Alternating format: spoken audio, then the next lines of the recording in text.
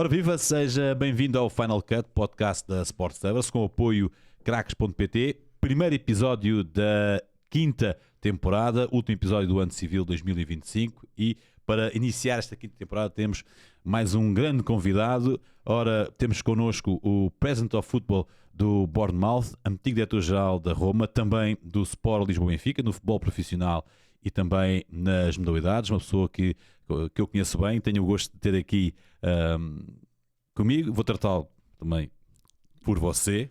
Pode tratar por tu. Não consigo, por uma questão de respeito, mas também hábito, não é? Pergunto, quais são as sensações de chegar, e chegou há pouco tempo a Portugal, de voltar aqui à sua terra? Terra que seria mais lá para cima, não é? Hoje em dia estou habituado quando volto a Lisboa. Eu não sou muito nacionalista, não tenho muito aquela coisa de estou ansioso por voltar a Portugal, ou só Portugal é que é bonito, só me sinto bem em Portugal. Hoje em dia estou habituado a viver fora e vivi bem em Itália e vivo bem em Inglaterra, mas há uma coisa que me faz muita falta, obviamente, que são os meus amigos e a minha família, e sempre que chego tenho esta quase doença de quero ver toda a gente. E então os 3 ou 4 dias que estou cá, acabo de ter uma agenda mais complicada que se estivesse a trabalhar, mas obviamente há um momento que é sempre um bocadinho especial para mim, que é passar a ponto 25 de Abril, não sei porquê, tenho muito feeling de quando passo ali, sinto que estou perto de casa. E pronto, o Natal também é sempre uma época muito importante para mim. Eu adoro estar com a minha família, ter toda a gente de volta de mim, e por isso não é o melhor momento em termos desportivos nestes dias, mas temos que arranjar 2 ou 3 dias para nos dedicarmos à família. Não é, se calhar, não é o final do ano de ano que se calhar gostaria de ter, mas é um ano de 2025 em cheio, para o diretor, para si. Eu trato por diretor. Vou-me desculpar, mas é assim que eu vou fazer, porque é assim que eu estou habituado. Por respeito e também por amizade, gosto muito de facto de privar com o Tiago. Se pedisse para resumir 2025, o que é que te vem à cabeça? Premier League. Desde miúdo que tenho esta obsessão de ver os jogos, de estar perto, de saber as equipas, de apoiar equipas, e hoje em dia, quando olho para trás em 2025, aquilo que me vem imediatamente à cabeça é ter tido a oportunidade de trabalhar num contexto e num ambiente que eu passei a vida toda a sonhar. E por isso, obviamente, que se olharmos para aquilo que a equipa fez, podemos falar dos resultados, podemos falar dos recordes, podemos falar de tudo, mas para mim foi muito especial poder estar naqueles estádios, conviver com aqueles clubes, sentir aquilo que eu achava que ia sentir quando estava em casa e via pela televisão. E por isso o facto de estar num sítio em que eu sempre sonhei é uma realização. Depois a equipa, sim, eu adoro o clube onde estou, adoro trabalhar lá, e obviamente a época passada foi muito positiva, em que conseguimos bater todos os recordes que havia para bater daquilo que era a história do Bournemouth. E este ano esperamos que seja uma época mais tranquila do que aquilo que foram as últimas semanas, mas isso também demonstra a competitividade da Premier League. Mas nós estamos a fazer um trabalho de médio e longo prazo no clube, e por isso obviamente que de vez em quando tens estes altos e baixos. Mas sim, 2025 para mim é claramente o ano em que eu desfrutei ao máximo da Premier League. É um trabalho mais louco do que pela competitividade que existe, do que a Itália ou em Portugal, ou os campeonatos latinos exigem mais mentalmente, sim, emocionalmente? Também é diferente, porque eu obviamente em Portugal e em Itália estive em clubes com uma dimensão diferente, não é? Obviamente que tu quando trabalhas para um clube como o Benfica, o que é que acontece se ganhas 1-0 em casa? A malta fica chateada, não é? Ganhar em casa 1-0 e a malta fica chateada. E por isso as expectativas são diferentes. Em Roma a paixão pela equipa é uma coisa inacreditável. Isto é sempre uma discussão e a malta gosta que eu seja politicamente correto, mas eu falo poucas vezes, quando falo do coração, e nós podemos dizer o que quiser, mas definitivamente os adeptos da Roma têm uma paixão pelo clube inacreditável, e isso obviamente traz também muita pressão, porque cria muitas expectativas quando as coisas correm bem. Eles acham que obviamente a equipa pode ganhar a Liga dos Campeões, quando as coisas correm mal é o contrário. E por isso o Bournemouth, obviamente, os adeptos também gostam da equipa, mas obviamente não é um clube que tenha a dimensão dos dois precedentes. Aquilo que eu acho que existe na Premier League e também se calhar um bocadinho na cultura inglesa, um bocadinho mais de paciência, um bocadinho mais de... Mais gosto pelo jogo? Definitivamente. Eu acho que tu agora tocaste no ponto certo. Ou seja, eu acho que em Portugal e em Itália aquilo que tu tens é a paixão pelos clubes.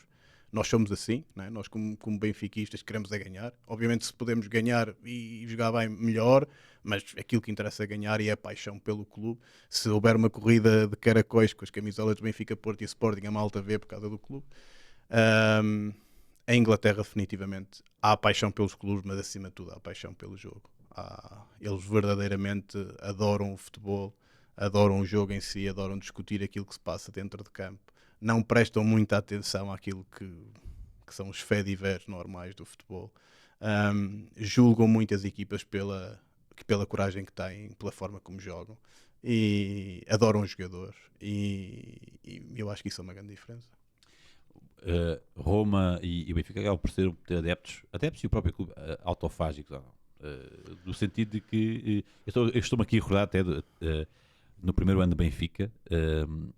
O Benfica vem de um tetra, e o Benfica não faz uma pré-época bem conseguida na Suíça, vence uma supertaça e ao intervalo está empatado, está 1-1 com o Braga na Luz, meia jornada, e os adeptos a subiam. Sim, Até que ponto é que isso é difícil de controlar, não é? E de trabalhar. Sim, A verdade é que também conhece bem claro. a realidade. Não é? Eu já estive do outro lado, por isso não. Eu acerca da mentalidade dos adeptos do Benfica, e também não, é sempre um tema que eu não gosto muito de falar, porque depois dá sempre prazo a muita coisa, a muitas coisas em que eu não quero entrar e não me quero meter. Mas eu dou sempre um exemplo acerca da mentalidade dos adeptos do Benfica pelo lado positivo, em vez de olhar pelo lado negativo e por algumas coisas que às vezes obviamente afetam a equipe. Mas eu lembro-me quando nós ganhamos o campeonato com o Bruno Lage. Eu era muito novo, né? E eu acho que tu podes imaginar, independentemente das funções que tu tens num clube, tu não consegues apagar o teu passado, tu não consegues apagar o facto que a primeira ou segunda roupa que vestiste na tua vida foi um equipamento do Benfica. Tu não podes apagar que a tua família é completamente doida pelo clube, desde os mais pequeninos aos mais velhos, e por isso eu lembro-me que estava super ansioso para aquele jogo. Eu acho que daquela comitiva, de longe, eu era a pessoa mais ansiosa, porque desde os jogadores ao médico, a toda a gente, eu acho que as pessoas estavam relativamente tranquilas que nós íamos ganhar em casa a Santa Clara.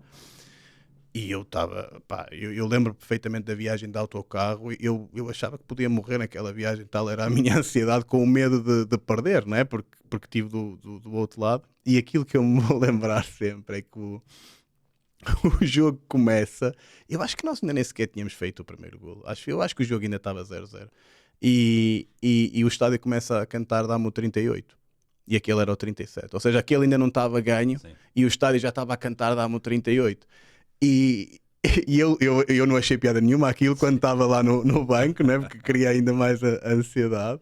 Mas eu acho que isso é, quando tu trabalhas para esses clubes, ou quando estás envolvido nesses clubes, um bocadinho como o Real Madrid, como o Barcelona, como o Bayern, como a Juventus, é essa a cultura. Depois tu como líder ou como pessoa que está dentro do clube, tens que tentar orientar essa energia para o lado positivo e não para o lado negativo. Mas é assim. Há 10 anos, em 2015, e se eu não estou enganado, posso estar aqui com uma imprecisão, mas campeão da Europa de Hóquei Patins, não sei se tu terá sido mesmo em 2015. Acho que sim, 14-15. Diretor-geral das Novidades do Benfica, se na altura lhe dissessem que estaria com o cargo que tem na Premier League, o que é que diria essa pessoa? Sabes que fica sempre bem as pessoas dizerem, há muita gente que diz, não, nunca sonhei com isto, nunca sonhei com aquilo. Eu sempre sonhei muito, ainda hoje sonho muito. Quando estou sozinho comigo mesmo, sonho muito, penso em muita coisa, faço muitos planos, por isso eu não sei muito bem que planos é que eu faria na altura. Há uma coisa que eu sabia, eu tinha um sonho que não cumpri nas modalidades, que era ganhar as 5 modalidades no mesmo ano. De ganhar, pá, nunca conseguimos isso, é uma coisa que ainda hoje Continua sem ganhar. e continua, e é uma coisa que, apesar de eu achar que, eu não me lembro se é 14, 15 ou 15, não, acho que é 14, 15 que nós acabamos para ganhar 4 campeonatos e 4 taças, e por isso foi uma época espetacular.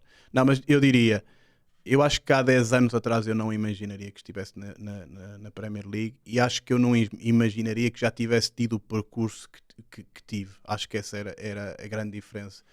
Tenho a certeza que eu na altura sonhava com uma carreira, mas provavelmente com uma carreira, se calhar em exclusividade no Benfica, né? Se calhar aquilo que eu sonhava na altura era fazer o meu melhor possível nos próximos 5 ou 6 anos nas modalidades e depois eventualmente poder trabalhar no futebol. Acho que os meus sonhos eram esses. Depois a minha vida foi mudando e eu mudei um bocadinho também os meus sonhos, mas eu sou uma pessoa que sonho muito. Eu acho que alimenta-me pensar o que é que eu vou fazer daqui a uns anos, onde é que eu vou estar. Isso alimenta-me e sim, acho que é isso. Vemos aqui Isso Jonas e Pizzi e também não. o Palmourão. Palmourão. Palmourão agora está no Lyon. Isso é com o Mr. Rui Vitória. É o primeiro ano. O Mr. Rui Vitória foi uma pessoa muito importante para mim. Eu era muito novo quando cheguei ao futebol. E eu acho que o Mr. Rui Vitória é uma pessoa muito injustiçada pela história. Não é, a história do Benfica faz-lhe jus, mas muitas vezes as pessoas não reconhecem o devido valor do Mr. Rui Vitória. Pelos títulos que ganhou, pelos jovens que lançou, mas para mim, pessoalmente, pá, foi uma pessoa espetacular para mim. Da maneira que eu cheguei ao futebol tão novo, vindo das modalidades, naquela altura havia ainda assim um certo descrédito das pessoas que vêm das modalidades, e ele foi espetacular para mim. Isso foi quando nós fazíamos. Esse é o dia que vou embora. Esse é o dia que vou embora. Deve ter sido os dias que mais gostou. Eu pensei que esse dia é engraçado porque eu estava muito convicto da decisão que estava a tomar, para mim, para a minha carreira e até se calhar para o Benfica naquela altura. Mas sabes Aqueles semblantes não enganam, não é? mas sabes que é que há uma coisa gira na vida que é, tu às vezes tomas as decisões e estás completamente convicto das decisões, mas depois há o pânico do momento em que a decisão se consuma, né?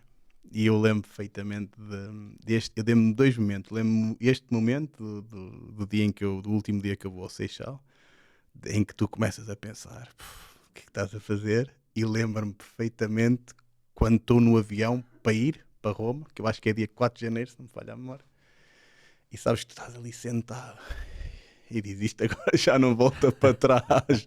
E às vezes as pessoas se calhar não têm tanta vontade para falar destas se calhar fraquezas emocionais que tu tens, mas eu gosto de aprender com elas, e efetivamente foi exigente para mim, mas foi o melhor para mim, para o Benfica, para toda a gente. E estamos aqui a dar a volta aqui a parte do Benfica, com o Rui Mourinho também, o Rui Guedes e o professor José Jardim, num título de voleibol, num espaço onde foi feliz, e ficar aqui sem intenção alguma, mas já percebi que tocamos aqui num ponto frágil, até pela pessoa que foi também muito importante nas modalidades. Honestamente não estava à espera desta foto. Eu no meu período do Benfica tive a sorte de fazer muitos amigos que ainda hoje são meus amigos, mas também tive o azar de perder 2 pessoas que à sua maneira foram muito importantes para mim, para o meu crescimento, e nas modalidades decididamente o Zé Mourinho foi espetacular. Era um homem espetacular, era um homem que o Benfica nunca lhe deu nada e ele deu tudo ao Benfica, e nós fizemos um trabalho espetacular no voleibol, ganhávamos sempre, e as pessoas dão isso como garantido, mas muito se devia a ele e ao Guedes. E a outra pessoa era o Luís Santos, foi o Luís Santos no futebol. E pronto,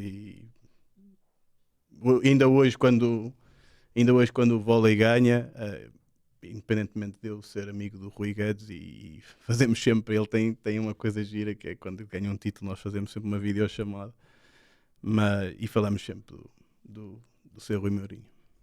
E já lá vamos ao Benfica, até para me dar aqui um pouco o mood, que é natural, né? As pessoas deixam a sua marca. Voltamos aqui um pouco à Premier League e já lá vamos ao Benfica mais lá para a frente. Há uma enorme comunidade de portugueses na Premier League, jogadores, treinadores, dirigentes, fisioterapeutas, médicos, alguns com trabalho direto até com o Tiago. Duas perguntas: a que é que isto se deve, de facto, esta presença de muitos profissionais competentes na Premier League do nosso país, e também profissionais com quem trabalhou no Benfica? Pedro Ferreira, por exemplo, salta a memória. Tiago Vaz, por exemplo, também no Chelsea, e há mais, não é? Sim. São duas coisas diferentes. A primeira é quando as pessoas me perguntam aquilo que eu mais me orgulho na minha carreira, para mim os títulos são consequência, os recordes são consequência. Aquilo que eu mais me orgulho na minha carreira é, efetivamente, eu acho que sou um bom líder e acho que ajudo as pessoas a tirar fora aquilo que têm de melhor. E isso depois é mérito deles. E aquilo que me dá mais orgulho na minha carreira é que quando eu olho para trás e vejo as pessoas que trabalharam nas modalidades comigo, onde é que elas estão agora? As pessoas que trabalharam comigo no futebol, onde é que elas estão agora? As pessoas que trabalharam comigo na Roma, onde é que estão agora? Para mim, ver que tantos dos meus scouts passaram a ser diretores desportivos ou head of recruitment, para mim é um orgulho. O Tiago Vaz começou comigo nas modalidades no hóquei patins, hoje em dia é um dos preparadores físicos do Chelsea. Isso é mérito meu? Zero. É mérito deles. Mas este é o meu legado, digamos assim, né? de ter dado oportunidades às pessoas certas, no momento certo. E eu fico mesmo muito orgulho. Quando vejo o Gianluca Gombar, que era uma pessoa que trabalhava comigo na Roma e hoje em dia está na FIFA com um grande destaque e com um grande cargo, digamos assim, ou quando vejo o Pedro Ferreira, onde está, os meus scouts que trabalharam na Roma, um deles é diretor desportivo do Racing Avellaneda, o Tomás já foi diretor desportivo de um grande clube também na Rússia. Do departamento médico, a mesma coisa, podia elencar aqui não sei quantos nomes, e por isso a mim dá-me verdadeiramente muito orgulho. Tenho contacto com eles todos, adoro que eles façam bem. Em relação eu acho que os portugueses são pessoas que fazem muito com pouco, e o futebol demonstra isso mesmo, não é? A quantidade de jogadores, treinadores, diretores desportivos que estão por essa Europa fora, por esse mundo fora, e conseguem ter resultados. Depois cria uma certa onda, não? Uma certa tradição, e eu não posso dizer que passo indiferente a isso, porque não passo. Gosto que haja 4 treinadores portugueses na Premier League, diretores desportivos, porque também representam um bocadinho. Nós estamos aqui sempre em Portugal, estamos sempre a criticar o futebol português e os clubes, mas depois a prova é que nos maiores palcos do mundo, seja nas finais da Liga dos Campeões, seja na Premier League, na Série A, na Liga, estão sempre os portugueses em grande destaque. E alguns deles a fazer muito com menos do que outros grandes clubes. Claro, sem dúvida. O Tiago no Bournemouth como diretor, o Marco Silva no Fulham, por exemplo. Sim. O Marco é difícil para mim também falar dele, porque eu acho que posso considerar que é meu amigo. Gosto muito do Marco, gosto muito dele como treinador. Gosto muito das ideias dele, gosto muito da forma como ele põe as equipas a jogar, a forma como ele desenvolve os jogadores. E não foi só no Fulham, foi em todos os clubes onde ele passou. Depois também tenho um fraquinho pela equipa técnica dele, porque tem uma data de pessoas lá que eu gosto muito, não é? O Bruno também trabalhou comigo no Benfica, mas também tem o Fernando, que eu tenho uma grande relação. Tenho o Gonçalo, que eu gosto muito dele, que é um rapaz lá do Norte, como eu. E sim, o Marco tem feito um trabalho espetacular. Já tinha feito bons trabalhos mesmo. Às vezes as pessoas dizem que o Marco teve insucesso no Everton. Basta ver aquilo que o Everton foi depois do Marco para perceber que o Marco não teve insucesso no Everton. Por isso ele fez sempre bons trabalhos e vai sempre fazer bons trabalhos. Sim. É um grande treinador. e é muito inteligente, é uma pessoa muito inteligente. E, e gosto muito do estádio dele. Já fui 2 ou 3 vezes ver jogos do Fulham, porque gosto muito do Cottage, gosto muito daquele ambiente que eles têm lá naquele estádio. É verdadeiramente um estádio à antiga, né? E eu gosto daquilo. E há tempo para falarem entre vocês, entre jogadores, treinadores? Sim. Não, eu não posso queixar. Obviamente eles, depois cada um tem a sua rotina, mas mesmo com o Ruben no Manchester United também, com o Hugo tenho uma ótima relação, falamos muito. Depois em Inglaterra há muito esta cultura também de tu quando vais jogar, acho que não há tanto aquela dinâmica dos diretores andarem ali colados às equipas, de andar nos autocarros para trás e para a frente, é mais tens este tempo para antes ou depois do jogo trocares um bocadinho de ideias com as pessoas, e por isso eu faço isso sempre a dar um abraço ao Ruben, ao Bernardo, aos portugueses, o ano passado ao Guedes, quando estava no Wolverhampton. Mas sim, com o Marco e com o Hugo, sim, bastante. O Marco, inclusive, ele tem um gabinete lá no estádio, que por acaso é muito giro, e depois no final do jogo nós acabamos sempre por beber um copo de vinho e conversar um bocadinho. Conversar um bocadinho com o Hugo Viana. Com o Hugo é top. O Hugo é um grande diretor desportivo, mas é mais uma vez também um rival, não é? Já foi um rival. Já foi um rival. Hoje não é um rival, porque ele anda noutros patamares, não é como eu. Mas o Hugo foi sempre uma pessoa muito, muito séria, honesta, transparente, sem, digamos, manias que às vezes acontecem neste mundo do futebol, para além da sua competência de ser um dos melhores diretores desportivos do mundo. E temos uma ótima relação, falamos muitas vezes, não só de coisas que temos que resolver entre os clubes, mas mesmo neste momento da Premier League, dos jogadores, das equipas. E é uma pessoa que eu considero e estimo muito, além de ser, obviamente, uma referência, porque é um craque. Chegou a dizer publicamente, quando era mais jovem, tinha um fraquinho pelo Manchester United, já os defrontou pela Roma, agora acaba por ser um competidor semanal. Lida bem com essa emoção de defrontar o Manchester United, sim. O Ruben Amorim. Tive sempre esse... Já é um teatro dos sonhos. Sim, não é? tive sempre esse fraquinho e tive a coincidência de quer no Benfica, quer na Roma jogamos com o Manchester United. Eu acho que se não é o meu primeiro jogo internacional pelo Benfica, é capaz de ser o segundo ou terceiro jogo internacional pelo Benfica. É no meu dia de anos em Old Trafford, em que eu acho que perdemos 2-1 ou 1-0. A bola bate nas costas do Milan, que é um gol do Matic. E por isso eu lido bem com isso e hoje em dia quero ganhar. Por isso não, mas claramente aquele estádio é diferente. Eu tenho boa relação com o Ruben também, e o Ruben obviamente está a fazer um bom trabalho no Manchester, mas obviamente aquilo é um clube gigante que vem de um período muito difícil, e por isso o Ruben eu acho que está a fazer mais do que treinador, não é? Está a tentar criar as bases que possam no futuro também voltar a pôr o clube onde está. Mas sim, nunca escondi que é um clube que eu quando era miúdo via, pá, a equipa do Roy Keane, do Gary Neville e do Beckham e por aí fora, e depois mais tarde com o Cristiano Ronaldo, com o Rooney, com o Van Nistelrooy, por isso fui sempre que hoje são todos comentadores, a maior parte deles, não é? Todos. Eu acho que esse é um fator de pressão acrescida para eles, porque Rio Ferdinand, Gary Neville, Paul Scholes, Nicky Butt, Roy Keane, todos eles são comentadores. Quem consegue ser... O Roy Keane eu acho que é bastante puro até naquilo que diz, mas obviamente imagina o que é ser treinador ou diretor de um clube gigantesco como é o Manchester United, e depois ter aqueles que são os maiores símbolos da história do clube diariamente a falar, não é? Já teve a oportunidade de estar ao pé deles e de falar com algum deles? Eu conheci o Rio Ferdinand, porque o Rio Ferdinand primeiro até tinha uma agência também, e por isso na altura conheci o Rio Ferdinand até quando estava na Roma. Mas eu tenho uma coisa comigo que é, não sei se é boa ou se é má, mas aquelas pessoas que eu considero verdadeiramente ídolos para mim, eu faço tudo para não os conhecer.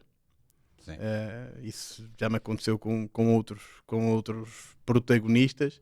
Se eu não tiver que os conhecer, não os conheço. Prefiro mantê-los na, na dimensão No Benfica dos tinha que ídolos. fugir, não é? Não, no Benfica foi mais difícil e aí pronto, depois tive a oportunidade de conhecer alguns e de manter sempre. Fernando Chalana, por exemplo. Claro, sim, não.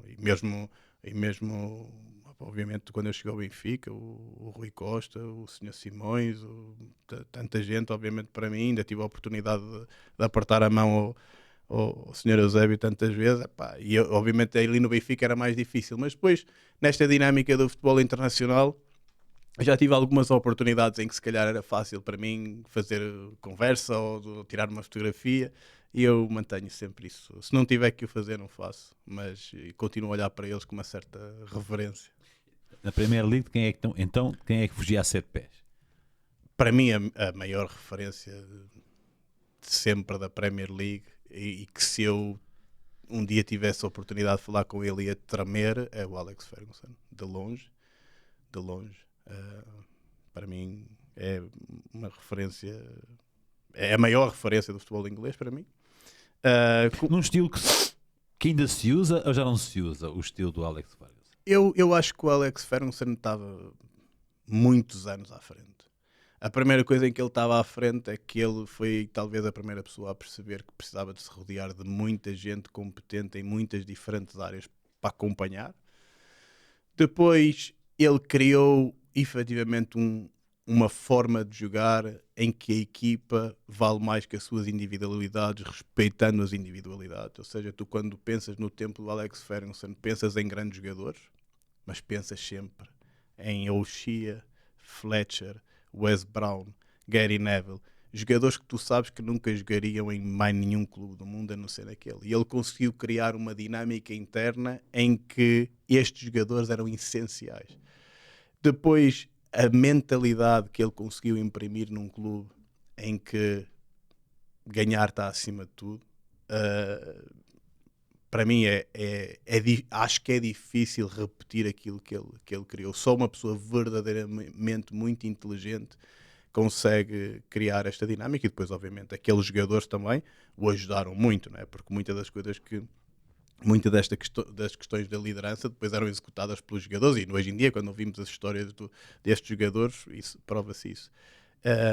Às vezes te dá a ideia que muitas vezes eles falam dele e conto com aquelas histórias mais traquinas, né, em que basicamente são eles a testar o pai e o pai dá-lhes um ralhete completamente. Sim, há tantas histórias. Eu adoro aquela, acho que essa está no livro dele, adoro aquela história do Schmeichel, em que o Schmeichel tem um jogo logo no segundo ou terceiro ano do Schmeichel. O Schmeichel tem um jogo menos bem conseguido, eles vão para o balneário, ele rebenta com o Schmeichel à frente de toda a gente e o Schmeichel responde-lhe. E quando o Schmeichel responde-lhe, ele diz-lhe basicamente: estás fora, vou-te despedir, amanhã vais ter comigo ao meu gabinete. E então ele, acho que ele sai da sala, sai do balneário, mas não sai completamente, fica à porta. E o Schmeichel terá falado com os companheiros e dizer: pá, ele tem razão, nunca na vida devia ter questionado a autoridade dele. Acabei de lixar a minha carreira por causa disto. E o Alex Ferguson ouviu isto, mas não fez nada. Então no dia a seguir o Schmeichel vai para ir ter com ele ao gabinete e lá a secretária ou qualquer coisa diz: não, o boss disse que vais treinar, depois ela amanhã fala contigo. E nunca falou com ele.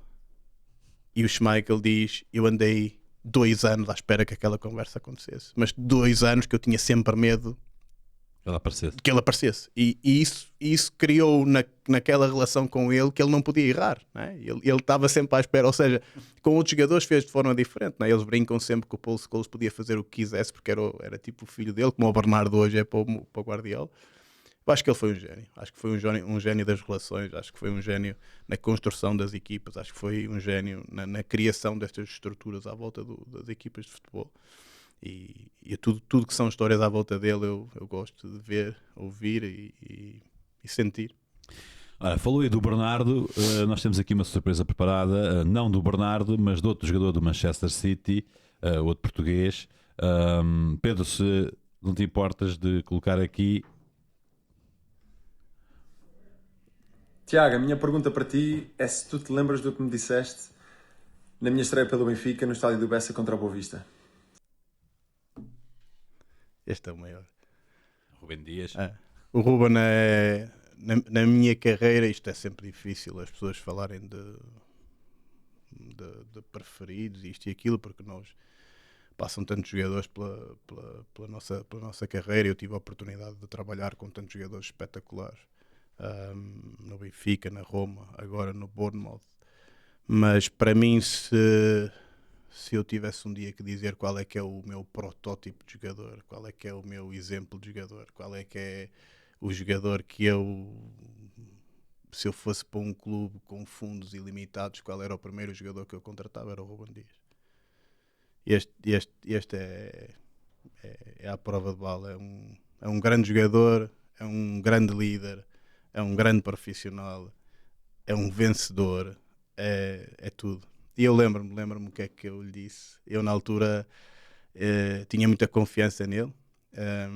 O Mister Rui Vitória, mais uma vez, se calhar as pessoas esperavam que jogassem outros jogadores, mas ele, desde o início, naquela época, se calhar o Ruben começou como quinto central, mas ele, desde o início, que dizia que a época acabava com o Ruben a jogar. E eu acho que lhe disse qualquer coisa do género: nós vamos jogar ao Bessa, há um conjunto de lesões e ele vai jogar. E eu acho que lhe disse uma coisa em que eu acreditava profundamente, que era, normalmente as pessoas que ficam nervosas são as pessoas que não estão preparadas. E ele estava preparado. E ele estava preparado para aquilo, e eu sabia que ele ia... aquele era o primeiro de sempre, não é? Eu ia jogar o primeiro e depois nunca mais saía. Eu acho que foi mais ou menos isso que eu disse, e fico contente por ele se lembrar. E depois, outra vez, obviamente que neste mundo passa tanta coisa, tanto dinheiro, tanta fama, isto e aquilo, e ainda hoje em dia a forma como o Ruben me trata e o facto dele se lembrar disto, para mim, demonstra como é que ele é. O Ruben hoje ganhou a Champions, é um dos melhores centrais do mundo, e ele tem esta humildade, não é? Por isso é de longe. Passou pela cabeça alguma vez dar a braçadeira de capitão ao Ruben? No Benfica, acho que ninguém no Benfica vai ficar chateado de eu dizer isto. O Ruben era capitão com 21 anos sem braçadeira. Ele foi capitão, se não me falha a memória, no último jogo que fez. Penso que é contra o Moreirense, que marca um golo. E mais uma vez, é uma história só a Ruben. Essa história do último jogo do Ruben é uma história que só pode acontecer com um jogador como o Ruben, em que se calhar a decisão mais simples até era ele não jogar, tendo em conta o dinheiro envolvido, tendo em conta uma transferência, tendo em conta que o Benfica já tinha tido até situações anteriores em que os jogadores se lesionavam antes de ser transferidos. E foi tudo da cabeça dele. Ele quis jogar, ele foi capitão, e o Benfica ganhou com o gol do Ruben. E por isso, aqui há dias eu vi, ele marcou um gol, depois houve lá umas brincadeiras com o Guardiola. O Ruben, se decidir, se o Ruben meter na cabeça agora que acha que o jogo dele tem que melhorar através dos golos que marca, vamos imaginar que ele agora, nas reflexões que ele faz muitas, ele agora decide que nas próximas épocas ele tem marcado 4 ou 5 golos, ele precisa de marcar 7 ou 8. É certinho. No final, tanto vai agarrar em alguém, vai cruzar, ele vai... É certinho. Não, o Ruben tem uma ambição, não é só a questão da ambição de ganhar, é a ambição de ser melhor. E às vezes as pessoas confundem isso com arrogância, com prepotência. Não, é aquilo que faz deles especiais. E por isso é que ele chegou ao Manchester City e, dentro de toda aquela rotatividade que é normal naquela equipa, só há um que nunca muda. Dois, ele e o Haaland. E o Bernardo também, porque também vem da mesma escola. Mesma escola. Imagina-se a Premier League até quando? Até me quererem. Não. Ou a necessidade depois de conhecer outras coisas, um dia o vai tirar de lá? Como eu já tinha dito, acho, na primeira pergunta, eu quando vou para um sítio procuro verdadeiramente viver como aquelas pessoas. Ou seja, eu vivi 3 anos em Itália, eu raramente via televisão portuguesa, eu aprendi a língua o melhor que consegui. Eu jantava à mesma hora que os italianos jantam, que é às 9 da noite, o mais tarde possível. e tentei viver como os italianos e adorei aquela experiência. Fui para a Inglaterra e fiz a mesma coisa. Hoje em dia janto às 6:30 da tarde e procuro viver como eles. Eu gosto de quando vou de viver como eles, ser como eles, tentar compreender a cultura, falar a língua o melhor que eu posso compreender. Eu, por exemplo, a rádio que eu ouço hoje é BBC Worldwide, que são as notícias, obviamente através da BBC, Sim. mas onde de desporto fala-se 15 segundos, né? Para eu tentar perceber o que é que está a acontecer no país e por aí fora. Por isso, o que é que eu te diria? Eu obviamente não fecho a porta a novas experiências, há coisas que me intrigam. Eu, por exemplo, a MLS intriga-me, porque é totalmente diferente daquilo que é o nosso contexto e por isso eu gosto de aprender, gosto de coisas novas. Mas eu diria que para a minha carreira a única coisa que me fará sair da Premier League, ou melhor, há duas coisas que me podem fazer sair da Premier League. A primeira é obviamente a Premier League não me querer e isso pode acontecer. E a segunda, obviamente, é o contexto familiar, em que hoje a minha namorada não gosta tanto de viver fora como eu, e por isso, obviamente, na tua vida tens que fazer escolhas, e eu até agora tenho prioritizado sempre a questão da minha carreira, e vai haver um dia em que eu tenho que olhar para a minha família, e aí provavelmente terei que voltar a Portugal. Mas se eu não tivesse este lado emocional, família, namorada, querer ter família, querer construir a minha própria família, provavelmente ficaria na Premier League até acabar a minha carreira. Mas em Portugal, e atenção aqui que é para não dar manchetes, em Portugal vê-se trabalhar é mais a um lado que não o Benfica? Isso é impossível dos dois lados, é impossível da minha parte e é impossível dos outros clubes também, não, por isso não. Eu já sei perfeitamente que um dia que volto a Portugal ou mudo de profissão e faço outra coisa qualquer, ou então, obviamente, se um dia voltasse para trabalhar num clube de futebol, só podia trabalhar no Benfica, isso, ou agora no Moreirense, mas isso não está completamente fora de questão. É algo que ficou por fazer? Há algo que ficou por fazer no Benfica? E já lá vamos ao Benfica, porque obviamente temos que falar aqui mais do Benfica, mas dá-me ideia que há trabalho por fazer. Falou-se muito no nome do Tiago. De vez em quando nas eleições, o Tiago é que era um bom presidente para o Benfica. E o Tiago tentou ao máximo não alimentar. Não consegui. Não consegui porque hoje em dia este mundo é um pouco estranho. Ainda hoje estive a almoçar com uns amigos e é incrível a quantidade de histórias que as pessoas contam como se fossem verdade, em que te associam, em que te metem no meio de coisas que tu nunca sequer ouviste falar. E por isso, efetivamente, eu tentei estar o mais afastado possível das eleições. Acho que em Portugal também há sempre um bocadinho esta história de tu, quando estás fora, parece que as pessoas gostam um bocadinho mais de ti, e por isso eu hoje em dia sinto que a malta pensa, agora como o Tiago está lá fora e como não vem, por isso a malta... Ou só reconhecem quando vão para fora. Ou se calhar isso também, ou se calhar reconhecem quando vão para fora. E por isso, obviamente, que eu fico contente quando as pessoas gostam de mim, não sou hipócrita, não é? Eu fico contente se as pessoas disserem que acham que eu no futuro podia ser bom presidente do Benfica ou por aí fora. Mas isso não está verdadeiramente nos meus horizontes e nos meus objetivos imediatos. No futebol muda tudo de um dia para o outro. Se ficou alguma coisa por fazer, obviamente ficou. Já te disse, nas modalidades fiquei sempre com este amargo de boca de não ter conseguido ganhar as 5 modalidades do mesmo ano. Mas só aí tínhamos uma hora de conversa para falar das modalidades e até do próprio handball, não é? Solução para o handball, mas depois lá estaríamos aqui. Não posso. Só estou a dizer daquilo que ficou por fazer. E depois, obviamente, quem trabalha num clube como o Benfica, eu nesse aspecto sou muito objetivo. Tu não podes mudar o ADN dos clubes e por isso, claro que ficou tanta coisa por fazer. Se eu trabalhei 3 anos e meio no Benfica e só ganhamos um campeonato e 2 supertaças, obviamente ficou muito por fazer. Mas isso agora não é tema. Isso agora não é tema. Vamos continuar. Ainda em Inglaterra, falou aí que gosta de assimilar a cultura, mas, por exemplo, Bournemouth não será com certeza Londres, não é? Qual é a rotina normal? Eu adoro viver em Bournemouth. Isto pode parecer estranho. As pessoas não conhecem, a maior parte das pessoas não conhece Bournemouth. Bournemouth fica cá mesmo no fundinho de Inglaterra. O tempo é muito melhor do que no normal em Inglaterra, e por isso nós temos muitos dias com sol. Não chove o mesmo que chove nos outros sítios de Inglaterra. Ao inverno de Benfica Campos. É um bocadinho. Mas eu na minha vida pessoal precisava disto. Depois de 3 anos intensos como vivi em Roma, numa cidade que efetivamente é uma cidade como Nova Iorque, que não dorme. Numa cidade em que todas as pessoas que trabalham no clube, até os enfermeiros ou os fisioterapeutas são mediáticos. Eu precisava de uma coisa que fosse mais como eu, e por isso Bournemouth é espetacular. Tenho a praia, é sossegado, não há grandes distrações, e por isso eu vou trabalhar, venho para casa.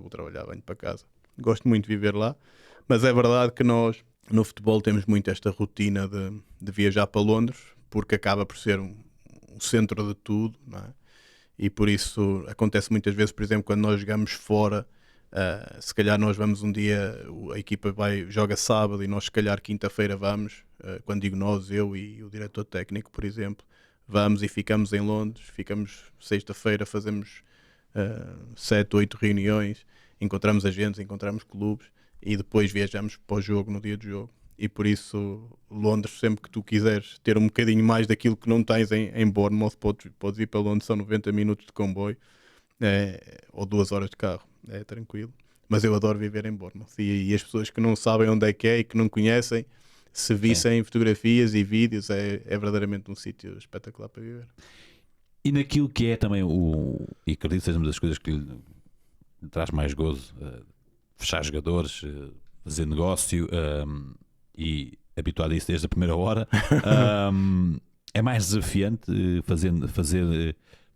fechar esses nomes e trazê-los para a Inglaterra, ou não? Do que Roma, acredito para o Benfica, como a Liga Portuguesa seja um obstáculo. Eu vivo sempre da mesma maneira. Eu quero sempre fazer o melhor para o clube em que estou. Obviamente que a Premier League, independentemente de serem clubes mais pequenos, ou neste caso um clube mais pequeno, que é aquele que eu trabalho, tem sempre o charme da Premier League, e obviamente depois tem o poder económico da Premier League. Mas eu vivo as coisas sempre com a mesma intensidade, e eu sempre gostei muito desta coisa de tentar fazer muito com pouco. Às vezes as pessoas perguntam, se tu fosses para o clube X e tivesses fundos ilimitados, eu se calhar não ia ser tão bom quanto fui até agora, honestamente. É preciso também ser, acho eu, especial para saber gerir a abundância. E eu sempre São perfis diferentes, não é? São perfis diferentes. E eu sempre me habituei desde as modalidades do Benfica com esta coisa de ter pouco dinheiro e tentar fazer muito. Na Roma, com todas as limitações que tivemos do Financial Fair Play. E cheguei ao Bournemouth exatamente na mesma situação. Antes de eu chegar, o dono tinha gasto 300 milhões de pounds em jogadores e nunca tinha vendido um jogador. E agora com os novos regulamentos em Inglaterra, nós tivemos que tentar equilibrar a situação. E há muita malta que não gosta, há diretores desportivos que não gostam destes desafios porque preferem, obviamente, ter dinheiro para gastar. Eu gosto destes desafios do vender, do comprar, de tentar ser um clube com futuro, e por isso é-me indiferente. E dá-lhe gozo ir buscar e depois vender, ou seja, rentabilizar essas apostas que fez. Daqui o caso, por exemplo, do Dina Wissen, que vou para Roma, depois para o Bournemouth, e hoje é o que é, não é? Sim, Real Madrid. A mim obviamente que são coisas que eu gosto. Isso já vem da minha escola de Benfica. Mas custa deixar sair depois deixar sair o atleta, não é? Sim, custa, mas eu na minha forma de liderar, ainda hoje falava também sobre esse assunto. Eu acho que nós temos que ser justos, não é? Se nós vendemos um determinado projeto ao jogador, depois temos que ser consequentes com aquilo que nós vendemos. E por isso eu não gosto nada desta dinâmica que nós temos agora no futebol, em que os jogadores, quando querem sair, fazem greve e não treinam. E eu acho que o respeito pelos clubes e pelos contratos tem que estar acima de tudo. Mas ao mesmo tempo, quando nós contratamos o Didi Nuissen, nós sabíamos que se tudo corresse bem, em 2 anos ou 3 anos o Didi Nuissen ia sair. foi mais cedo que aquilo que nós esperávamos, mas não faz sentido depois, se um clube como o Real Madrid bate à porta, que tu vais complicar aquilo que está pré-estabelecido. Na por cima, naquele caso havia uma cláusula de rescisão, e obviamente eu fico orgulhoso de fazer parte desse percurso, mas repito, não quero ser um diretor desportivo que diz, eu descobri o Dean Huijsen. Amigo, toda a gente tinha descoberto o Dean Huijsen. Mas foi o diretor desportivo que o fechou. Claro, acabamos por ter o contexto e a oportunidade de o fazer na Roma por empréstimo, e depois imagina a coincidência de ir para um clube como o Bournemouth, que a posição prioritária era um defesa central. E por isso, atenção, eu não estou a criticar, cada um tem o seu estilo, mas hoje em dia há muito esta paranoia, né? Tu vês entrevistas sobre futebol, e toda a gente sabia tudo. Eu vi o Dembélé com 12 anos, eu vi o não sei quem com não sei que mais. Amigos, hoje em dia toda a gente vê tudo, toda a gente sabe tudo, toda a gente tem informação sobre tudo. Depois é os contextos, né? E por isso o Dina é um gênio. O Dina é um jogador, por isso é que ele com 19 ou 20 anos sai do Bournemouth, passado 6 dias está a jogar a titular no Real Madrid, né? É um jogador diferenciado, não tem nada a ver com a minha capacidade de ver ou não ver jogadores. Foi o contexto, a família também obviamente confiava em mim por aquilo que já tinha acontecido em Roma. E hoje em dia estou muito contente por ele. Mas tem essa capacidade, é um closer, né? Consegue fechar. Nem toda a gente consegue fechar nomes como o Tiago já fechou, né? O Dybala, Lukaku, há vários nomes. Sim, isso tenho também a capacidade, acho eu, de ler as situações e saber o que é que estes jogadores andam à procura, né? Muitas vezes estes jogadores tu não os fechas por causa do dinheiro, fechas pelo projeto, fechas pelo desafio, fechas pelo envolvimento do treinador também nessa dinâmica, fechas por questões emocionais, né? Há uma história gira eu que há uns tempos estive em Roma na Assembleia da ECA e encontrei o Vertonghen. E eu estava a falar com o Vertonghen e ele estava-me a dizer, sabes o momento em que eu disse, tenho mesmo que ir para o Benfica? Foi porque nós fizemos aquela videocall contigo e com o Rui Costa, e depois, passado tipo 10 ou 15 minutos, tu mandaste uma fotografia tipo da camisola do Benfica com o meu nome, que isso era uma coisa que nós fazíamos lá no Benfica.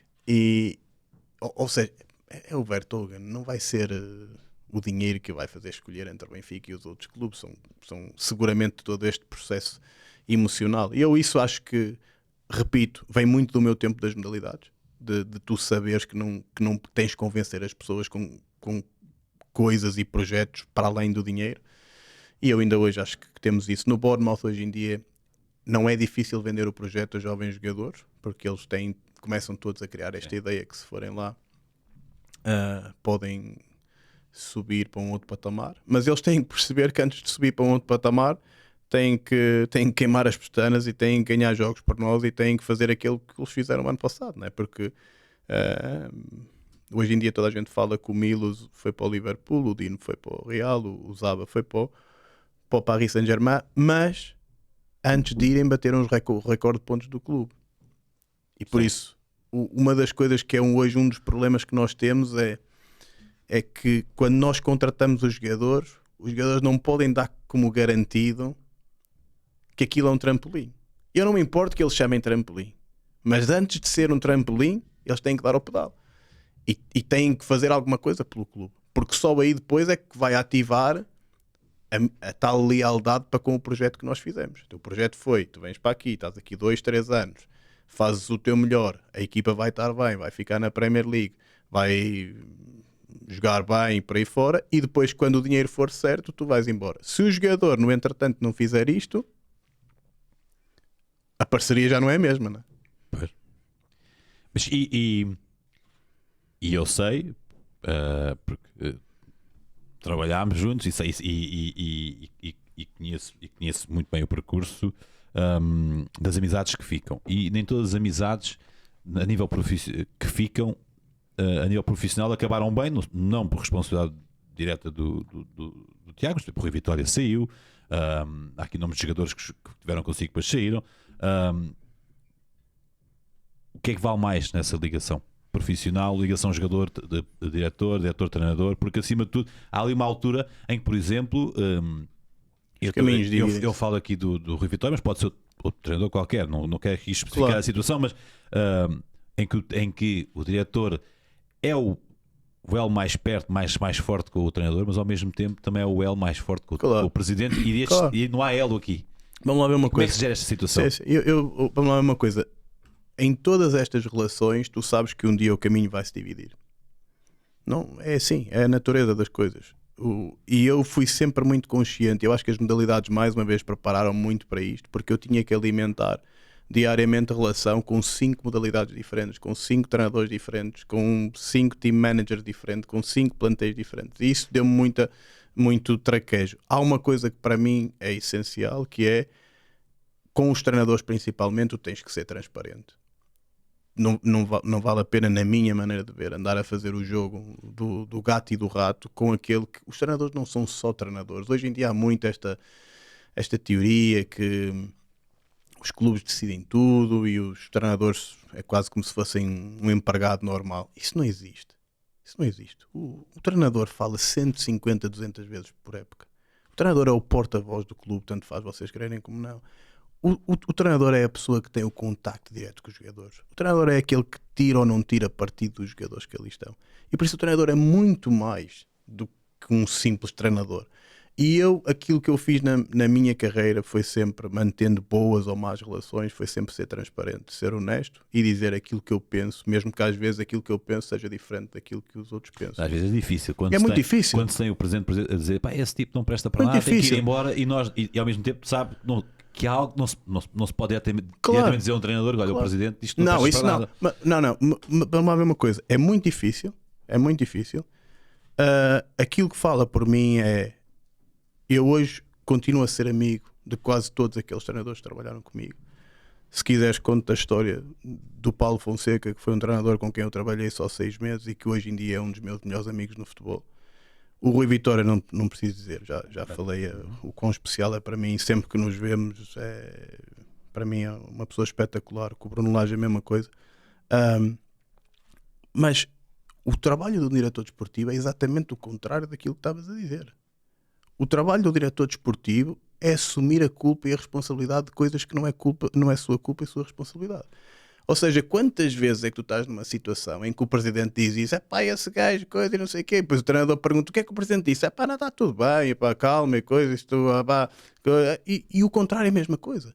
Porque um diretor desportivo, na minha maneira de ver, repito, é uma esponja, deve ser um amortecedor entre polos que geram tanta tensão como são os treinadores e os presidentes.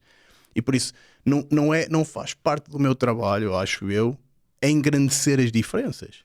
E por isso eu tenho perfeita noção que tantas vezes o treinador se calhar culpa-me a mim de coisas que eu apenas estou a proteger a relação entre eles. Porque o meu objetivo, hoje por exemplo no Bournemouth com o dono e com o treinador, na Roma com o dono e com o treinador, no Benfica com o treinador e com o presidente, o meu objetivo é que eles, quando estão juntos, que possam genuinamente gostar um do outro. Porque gerir um clube em que esta relação não é boa é o fim do mundo. E por isso... Está condenado ao fracasso. Claro. E por isso muitas vezes seria muito mais fácil para mim, não é? Dizer, chegar ao pé do treinador, o presidente também já está aqui. Não é esse o meu... Pelo menos não é a minha forma de ser. Eu procuro, obviamente, sem criar grandes... Também não se pode mentir, né? Não se pode andar a alimentar uma coisa que não existe, né? As coisas no futebol também são muito básicas, mas claramente o diretor desportivo, diretor-geral, o que quiserem chamar, na minha opinião é um cargo muito, muito solitário. Tu passas o teu dia e a tua vida rodeada de pessoas, mas tu estás sempre sozinho. Porque no balneário tu tens os jogadores, que têm a sua relação com o clube, mas têm a sua relação com aquilo que é as suas carreiras, aquilo que são os agentes, aquilo que são as suas famílias.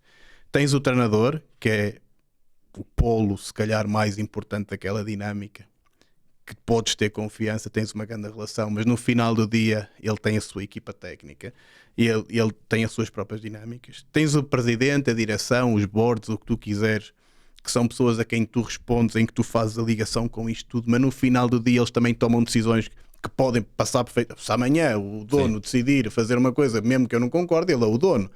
E por isso, tu estás aqui no meio, estás a gerir isto tudo, mas ao mesmo tempo estás sempre sozinho. Há uma história que, sem mencionar o nome do jogador, e atenção, não estou agora a lamentar-me da minha profissão, eu adoro aquilo que faço. Nós na Roma ganhamos a Conference League, como deves calcular, para um rapazinho como eu que vem de Moura Morta. Passado uns anos, com 37 ou 38 anos, não sei quantos é que eu tinha, ganhar um troféu europeu, por mais que se desvalorize a Conference League, um troféu europeu numa cidade louca como é pelo clube a Roma, eu achava que também tinha direito a festejar, não é? Acho eu, como ser humano. 30 minutos depois do jogo acabar, eu tive um jogador a dizer que se ia embora, que não ia aceitar renovar e que se ia embora. E por isso, isto demonstra aquilo que é a nossa vida. Tu ganhas um jogo, a probabilidade que no fim desse jogo ou no dia a seguir algum agente te manda uma mensagem ou te ligue a queixar-se que um jogador dele não jogou é 90%. E por isso, tu se queres verdadeiramente enverdar por esta carreira, tens de estar preparado que aquilo que as pessoas esperam de ti é que tu resolvas os problemas. As pessoas não esperam que tu tenhas protagonismo, crédito ou até alegria no momento da vitória. As pessoas esperam que tu resolvas problemas. E eu estou confortável, estou muito confortável com isso. Não tenho mínima intenção de virar isto ao contrário. Mas claramente tu tens esses polos de poder em que, se tu fores um bom diretor desportivo, um bom diretor-geral, tu geres esses polos de poder evitando ao máximo as fricções, não é? Porque se começas a ter muitas fricções, provavelmente não ganharás. Ora, estou a falar demais. Não, está maravilhoso. Eu até ia perguntar se a melhor maneira de lidar com um jogador eu gosto muito daquele filme do Moneyball, né? Em que ele diz, o Brad Pitt, o ator, né? Bill Bain, já não estou aqui a Bill Bean, em que ele diz que diz só a verdade. Eu tenho, mas isso. Isto quando estão a dispensar um jogador. Claro, eu não consigo ser no meu trabalho diferente daquilo que sou na vida. E por isso eu prefiro 1000 vezes magoar alguém com a verdade do que enganar alguém com meias verdades. Fui sempre assim. Eu tive uma situação nas modalidades em que chorei, não tenho vergonha de dizer. Eu tive uma situação nas modalidades que foi com o treinador Mariano Ortega, quando tomamos a decisão de o mandar embora. E quando tive essa conversa com ele, e tinha-me preparado para aquela conversa, e tinha escrito os pontos que levavam àquela decisão, mas eu gostava tanto dele, que depois estava-lhe a dizer aquilo e começaram-me a cair as lágrimas. Por isso, eu acho que só há uma maneira de fazer as coisas. É dizer a verdade. Seja com o jogador, seja com os treinadores, seja com quem for. Depois, se me perguntares, nas negociações é sempre assim, isso aí é outra conversa. Isso é outra conversa, obviamente tens que ser esperto. Agora, quando tu tens a decisão de renovas ou não renovas contrato, mandas embora ou não mandas embora, tem que sair ou não tem que sair, eu acho que só há uma maneira. Quer dizer a verdade. E se tu estiveres consciente e se tu estiveres confiante de que as tuas decisões são certas, não quer dizer que sejam certas, mas se tu acreditares que as coisas estão certas, tens justificações para fazer.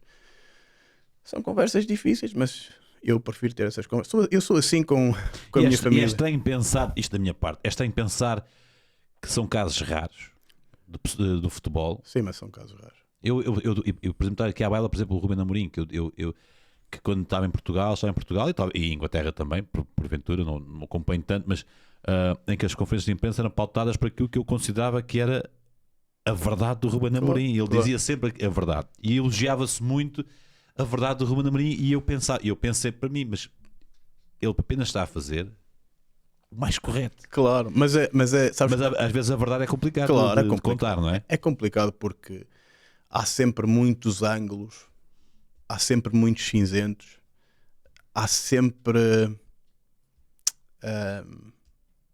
pode ser sempre outra pessoa a ter que dizer isso, percebes? É sempre mais fácil dizer, epá, foi decisão do clube, ou foi decisão do dono, ou são questões financeiras.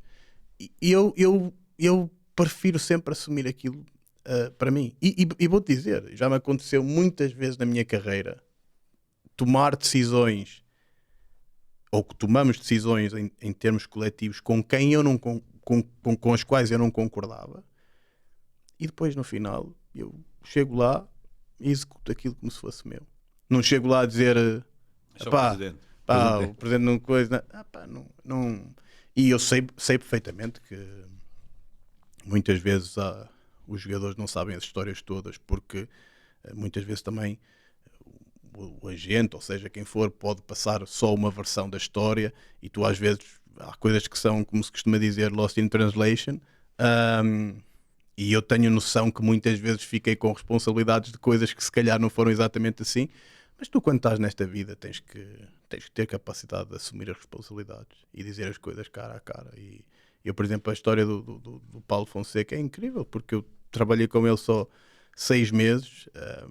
Nós, como clube, tomamos a decisão que tínhamos que tomar, e eu fui sempre tão transparente e tão honesto com ele como ele foi comigo, que hoje em dia é um dos meus melhores amigos. E no futebol, e adoro falar com ele, e tenho uma estima e uma admiração por ele incomensurável, e eu acho que ele viu sempre isso em mim, né? que este gajo até pode não contar comigo, mas não está cá com jogos, né?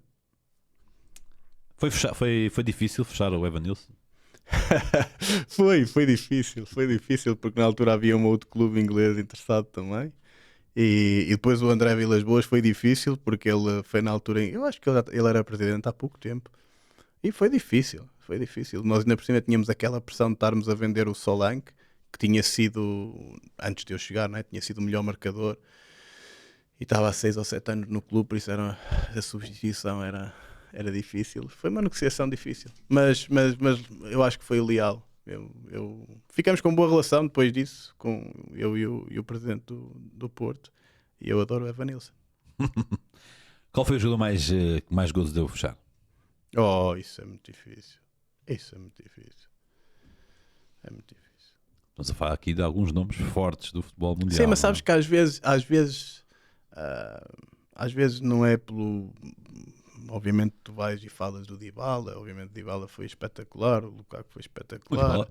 Até por tudo aquilo à volta a seguir na apresentação, foi incrível. Mas sabes que às vezes há jogadores que... vou dar um exemplo que ninguém espera que eu diga. Eu adorei que o Chiquinho voltasse ao Benfica. Para mim, trazer o Chiquinho de volta ao Benfica... Isso era uma espinha atravessada. Era, claro que era. Há uma história, se calhar, emocional à volta disto, mas quer o Mister Rui Vitória, quando no primeiro ano ele vem, que se calhar sem grandes expectativas, e depois nós assumimos uma decisão que era ele sair, e naquele meio tempo nós começamos, mas se calhar não devia sair, e aquilo ficou-nos ali na cabeça, e por isso ele voltar, lá está, a malta vai dizer, o Chiquinho era um craque. Era e ainda joga. Chiquinho é craque. O Chiquinho é um craque. E em Portugal nós muitas vezes temos esta coisa de vem dos clubes pequenos e patapel. Nós achávamos que o Chiquinho era um mini Pizzi. Uma coisa que ele não mostrou muito no Benfica, que era o golo, que ele tinha muito golo. Claro, mas também porque o Chico tinha muito aquela disponibilidade normal de um jogador que joga em todas as posições, faz tudo aquilo que lhe pedem, e às vezes isso depois tira-te. O Chiquinho chegou ao Benfica na primeira época, acho que fez 40 ou 42 jogos. Mas pronto, só para te explicar que muitas vezes não tem a ver com o nome do jogador. E depois foi ganhar à luz, não é? Sim, depois. Com um gol dele e tudo. E agora marca um gol ao Real Madrid. Sim. Não, mas obviamente que os grandes nomes são grandes nomes. Obviamente termos fechado o Mourinho na Roma, foi uma coisa inacreditável, não só por ter sido quem foi e como é que foi, mas também pelo facto de que não houve nenhuma fuga de informação. Ou seja, foi o site olha, isto é...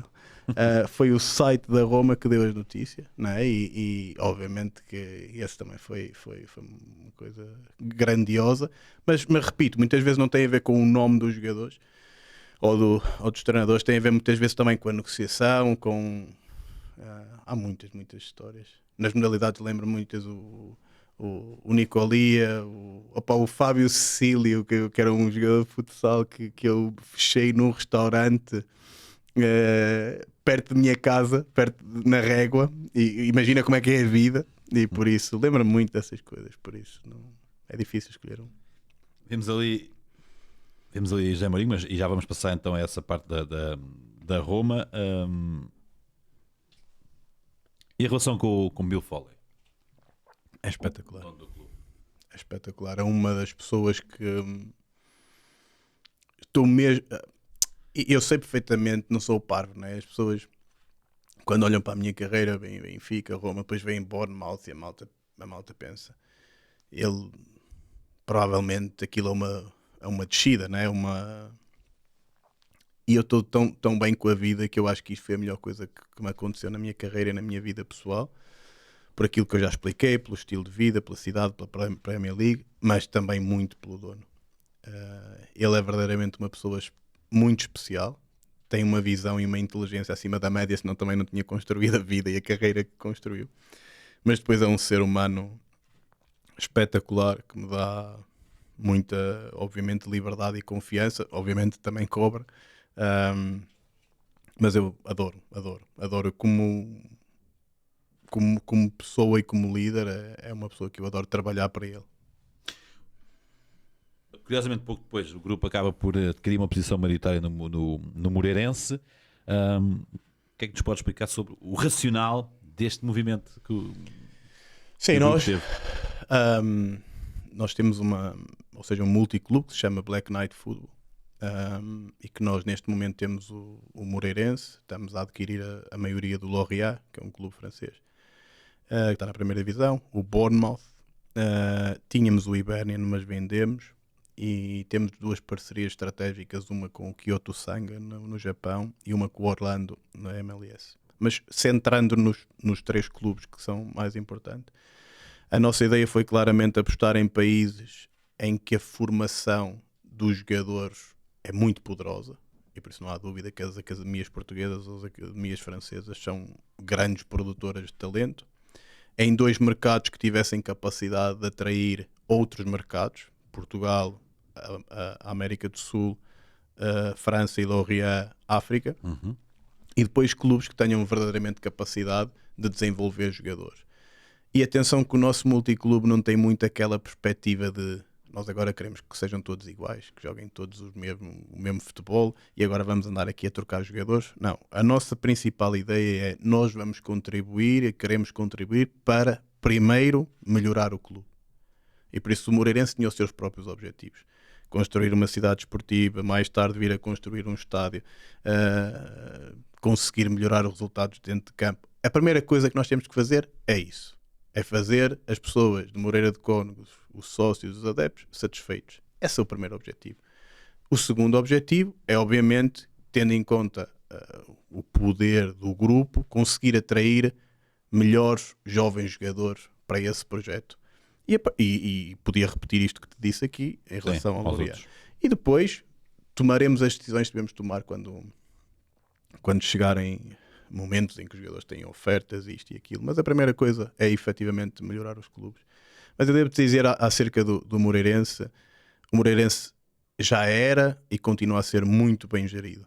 Ou seja, nós apoiamos da maneira que queremos e podemos, mas o Moreirense já era muito bem gerido pelas pessoas que lá estavam e nós mantivemos as pessoas que lá estavam. Hoje em dia o Pedro Magalhães, que é o filho do Vítor Magalhães, que ainda é presidente do clube, e o Pedro, imagina a confiança que nós temos, que o Pedro é não só o CEO da SAD do Moreirense, mas é também o representante da Black Knight. Por isso nós estamos completamente comprometidos com a família e com o Pedro. Eles fazem um trabalho espetacular. O Pedro é verdadeiramente um gestor muito inteligente e estão a fazer um grande trabalho. Já gostar da época do Moreirense? Com o Vasco Botelho da Costa?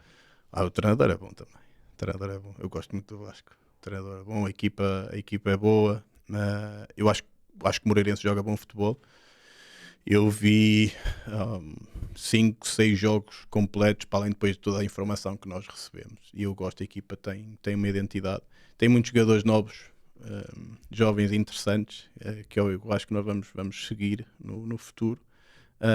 E obviamente o Vasco é uma pedra fundamental, mas a pedra basilar daquilo tudo é o Pedro. O Pedro Magalhães é que é o chefe. Ora, vamos então agora até Roma. Quais são as melhores memórias que tem desses tempos em Itália? Se foi o começo que foi um desafio, deve ter sido um desafio enorme. Já falou de Paulo Fonseca, falou do Dybala. O que é que guarda com mais saudade, com mais nostalgia? Ou nem pensa nisso? Não penso nisso, honestamente. Não tem... Eu não sou muito. Não tenho muito essa coisa da nostalgia. Por exemplo, há malta que gosta de ver fotografias e vídeos do passado e por aí fora, e eu raramente faço isso. Há coisas que até me esqueço. Agora, aquilo que eu acho que nunca mais vou ter, e que se calhar eu quando estava lá não dava. Eu sempre fui muito educado e muito respeitador das pessoas, mas às vezes nem sequer percebia o facto de uma pessoa lá ser um diretor também ser famoso, um bocadinho como os jogadores, estás a ver? Muito mais mediático. Muito mais mediático. E eu acho que nunca mais na minha carreira vou ter o amor, o carinho, o respeito e a admiração que aquelas pessoas tinham por mim. Na vida normal, sabes? De andar na rua e as pessoas falarem contigo e pedirem fotografias e por aí fora. E eu nunca fui uma pessoa que ficasse muito cómoda com isso. Às vezes sentia mesmo, pá, mas porquê? Mas efetivamente isso é uma coisa que eles foram espetaculares, fizeram-me sentir muito bem. E é um grande clube. Aquele estádio, aqueles adeptos, as músicas, é verdadeiramente um sítio muito especial. Clube do Totti. É, exatamente, do Totti e do De Rossi. E eu digo do Totti porque acaba por ser um deus. O Totti em Roma é verdadeiramente um deus. E eu espero mesmo, honestamente, agora com alguma distância, eu adorava um dia ver a Roma ganhar o Scudetto outra vez, porque tu passas pelos clubes, deixas amigos, deixas inimigos ou quiseres, mal entendidos, isto e aquilo. O futebol é pródigo nestas coisas, mas depois, passado um tempo, tu voltas sempre ao mesmo. E o mesmo é o quê? A raiz dos clubes de futebol é tudo mesmo, são os adeptos. E tu poderes imaginar, se aquela gente celebrou a Conference League como celebrou, imagina esta gente ganhar o Scudetto. Eu espero que um dia eles consigam. Acha que é possível num curto espaço de tempo ou é muito difícil? Até pela diferença, se calhar, poderio financeiro, de orçamentos. É assim, eu acho que é difícil, mas eu acho que se tiverem agora outra vez estabilidade, estratégia, confiança nas pessoas, eu acho que pode acontecer. Quando digo, não acredito, por exemplo, que possa ser esta época, mas acredito que em 2, 3 anos possa acontecer. Há bocado vimos ali uma foto com José Mourinho. Como é que é trabalhar com José Mourinho e como é que é vê-lo hoje no Benfica? Isso é às vezes quando se fala do Mourinho é tipo o elefante na sala, né? Acho que é mais ou menos público que nós, do ponto de vista pessoal, acabamos por, depois da saída da Roma, as nossas vidas acabaram por se separar, mas eu sempre tive esta coisa de nós não podemos misturar as coisas, e eu acho que já disse isto uma vez. Ninguém pode ousar falar do Mourinho como se fosse um treinador normal, e por isso eu durante 2 anos e meio fiz aquilo que te disse há pouco, né? Dei o meu máximo para ser leal, honesto, transparente e trabalhar 24 horas por dia para garantir que as coisas corressem bem, mesmo que às vezes as pessoas se calhar percebem que não é assim, mas na realidade é assim. E aprendi muito. É uma pessoa muito, muito inteligente, e obviamente é um vencedor, e por isso foi uma pessoa com quem eu aprendi muito. E ele, eu não vou dizer que está ao nível do Totti, mas ele em Roma tornou-se verdadeiramente um símbolo para os romanistas. E depois vê-lo para o Benfica, há uma coisa que para mim não é surpresa, porque eu acho que ele, se calhar até por causa daquela questão de como foi a primeira passagem no Benfica, eu acho que ele teria sempre esta, não vou dizer, não é ambição, mas se calhar desejo. Eu não o conheço e sempre tive a percepção de que a cadeira de sonho dele seria. Eu isso aí não me vou adiantar porque Seria. Atenção, eu posso dizer o que quiser, porque eu não o conheço, Sim. nunca privei, não conheço pessoas que conheço agora uma que o conhece, e eu sempre. Mas talvez também fosse o meu romantismo de Claro. como benfiquista, de eu ter visto sair daquela maneira, e depois sempre eu também quis que ele um dia pelo menos tentasse replicar aquilo que fez no Porto pelo Benfica. Não, mas acho que é, honestamente, independentemente das relações, eu acho que o Benfica precisava de uma pessoa como ele. E não quero comentar muito mais do que isso, senão depois dá aso a outras interpretações. Mas claramente aquilo que eu guardo é. Aprendi muito. Não nos podemos esquecer que em 2 anos e meio na Roma, a Roma fez 2 finais europeias, uma ganha e outra perdida. Não vou entrar em detalhes como é que perdemos, porque isso acaba por ser futebol. O Sevilha, Obviamente, Sevilha. já não Benfica a mesma coisa. E por isso, definitivamente, é uma das pessoas mais marcantes do futebol mundial e seguramente do futebol português, o treinador mais marcante seguramente, e depois a par com o Ronaldo, das personalidades mais importantes da era moderna. Já falámos aqui dele, do Dybala. Ficou amigo do Dybala? Eu considero que tenho uma boa relação com ele. Ele mandou-me uma camisola há pouco tempo. Eu gosto da camisola branca da Roma. Gosto muito do Paulo. O Paulo é um miúdo muito especial. Foi fácil convencê-lo a ir para a Roma? Não foi fácil. Foi muito complicado. Mas sabes que eu com o Paulo percebi uma coisa que até conhecer o Paulo não sabia. As verdadeiras estrelas são verdadeiramente fáceis de gerir. O Paulo, eu não sabia isso até contratarmos o Paulo. O Paulo acho que tinha 50 ou 60 milhões de seguidores nas redes sociais. A Roma tinha 5 ou 6. E por isso a dimensão do Paulo era uma coisa inacreditável. Mas este rapaz não recusa um autógrafo a ninguém, não recusa um pedido do departamento de comunicação ou do comercial, do clube, dos colegas. Eu adoro. Tem tido esse problema, um problema das lesões, que não impede, ainda hoje, nos 3 ou 4 anos que está na Roma, já é um dos melhores marcadores e golos e assistências, se compararmos o tempo de clube. Mas obviamente se não fossem essas pequenas lesões que vai apanhando, era seguramente um dos melhores, um jogador, um candidato a bola de ouro, porque é um gênio. E também não recusou deixar aqui algo para si. Uma pergunta. Vamos aqui, Pedro.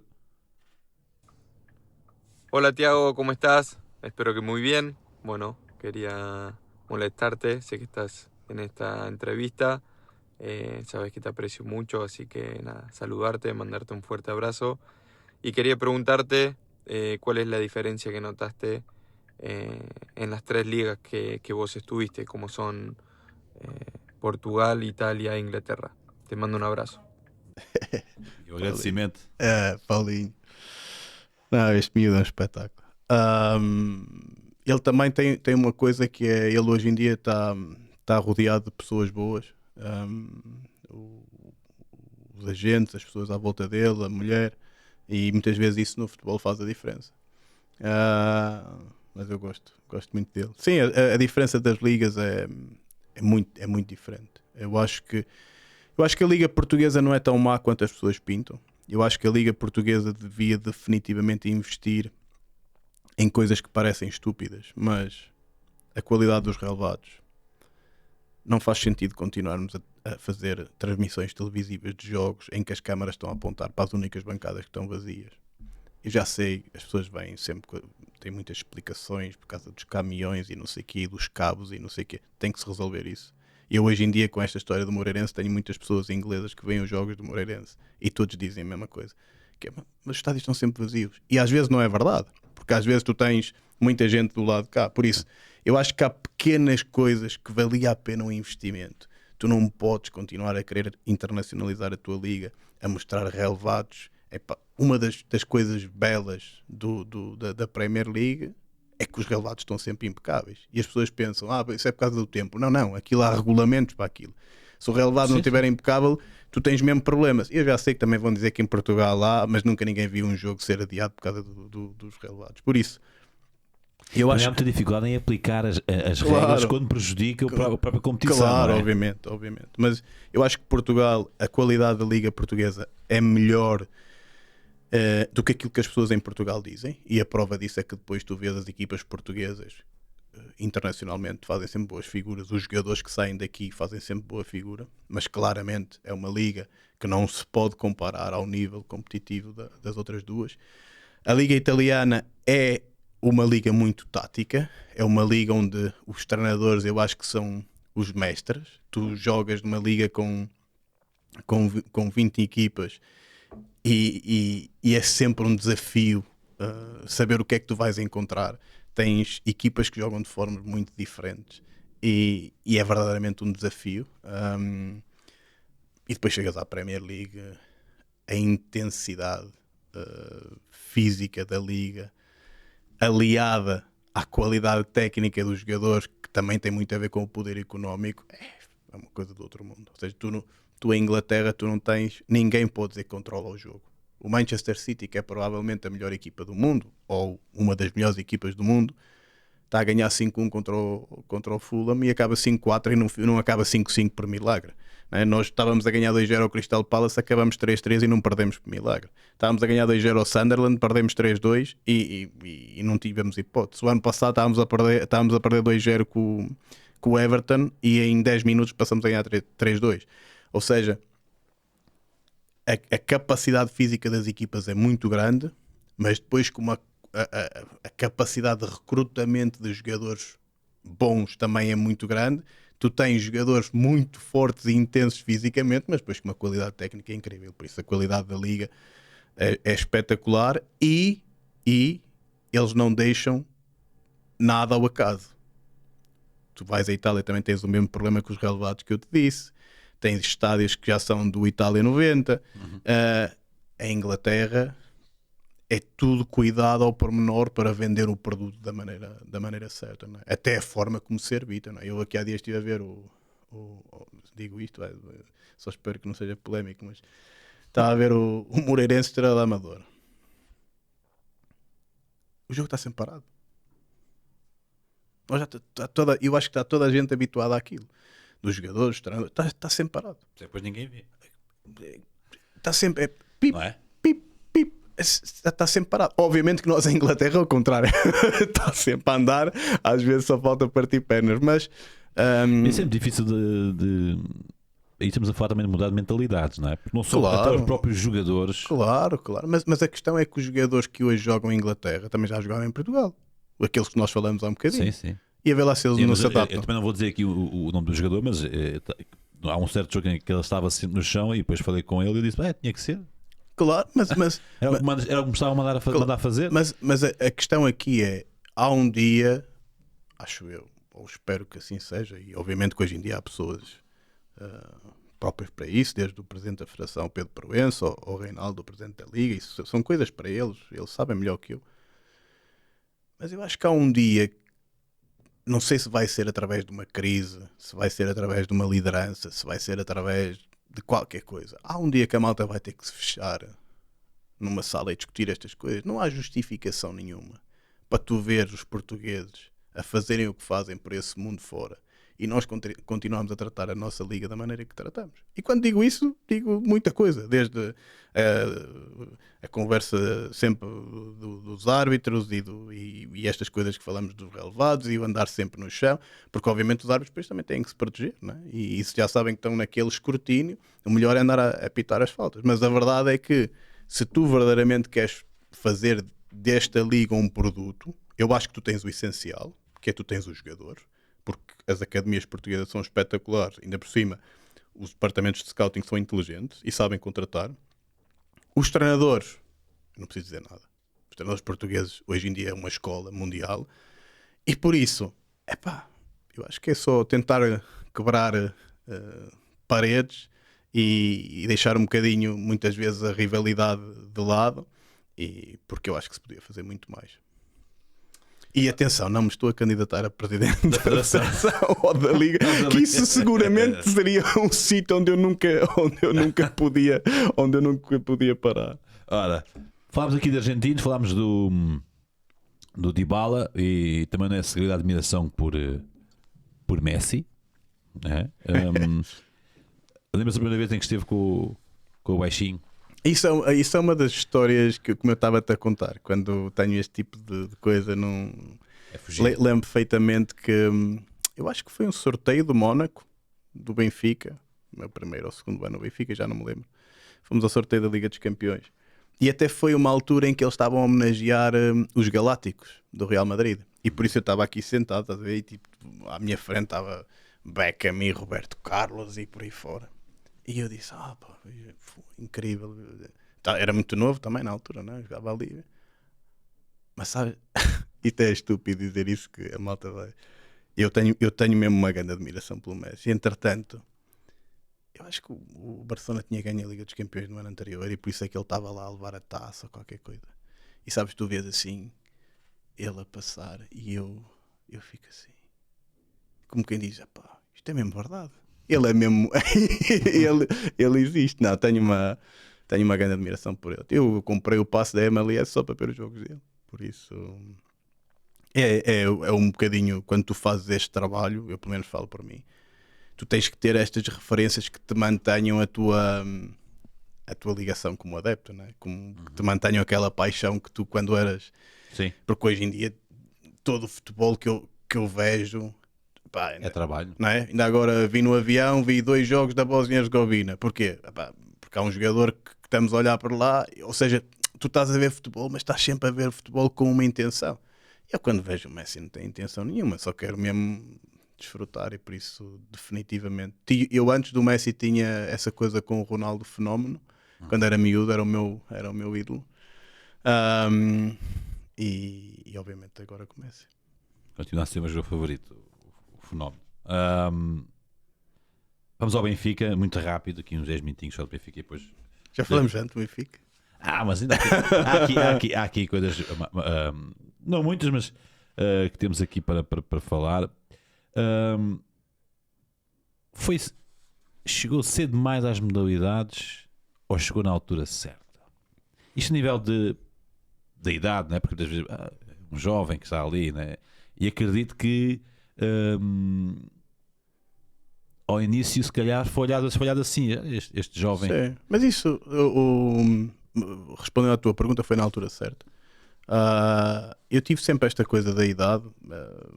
Aqui há uns tempos havia um bate-boca entre o Sebastião Bugalho e é assim que se chama, né? Com o Miguel Sousa Tavares, e adorei aquilo que ele disse, porque eu vivi com esta coisa desde miúdo, né? Porque eu, por causa já não sei porquê, mas eu entrei para a escola um ano mais cedo. Não sei porquê, não. Eu sou de uma aldeia muito pequenina e provavelmente aquilo, não sei, éramos 4 na minha turma, por isso provavelmente dava jeito de meter lá um miúdo mais cedo, e por isso eu sempre tive esta coisa, eu era sempre o mais novo da turma. Depois no futebol também, por causa das idades, acaba sempre ser o mais novo. Depois também comecei a trabalhar muito cedo, depois cheguei ao Benfica, tinha 27 anos e os jogadores já viam os jogadores mais velhos, depois cheguei ao futebol, foi o gajo mais novo de sempre, depois não sei o quê. Vivi sempre com isso, já não me incomoda, não me interessa nada. Porque é que eu digo que foi o momento certo? Porque eu naquela altura tinha uma energia inesgotável e eu naquela altura estava completamente a viver o sonho, e por isso eu acho que aquilo que nós fizemos nas modalidades foi espetacular. Não só obviamente ganhávamos muitos títulos e as pessoas vão recordar isso, mas a profissionalização que nós demos ao contexto das modalidades foi uma coisa completamente diferente. Criamos uma harmonia entre as 5 modalidades, que é uma coisa que é muito bonita. E eu fiquei completamente apaixonado por aquilo. Fiquei completamente apaixonado pelas modalidades. Não é. E aqui digo eu, não fazia mais nada. É que se um futebol, ok, o futebol profissional, não é? É uma modalidade. São 5. Sim. Por acaso, ainda são 5. Eu já vi feminino em algumas. Sim, mas quando eu digo. Mas eu tinha muito o Dr. Almeida Lima na altura. Sim. Nós acho que éramos uma grande parceria.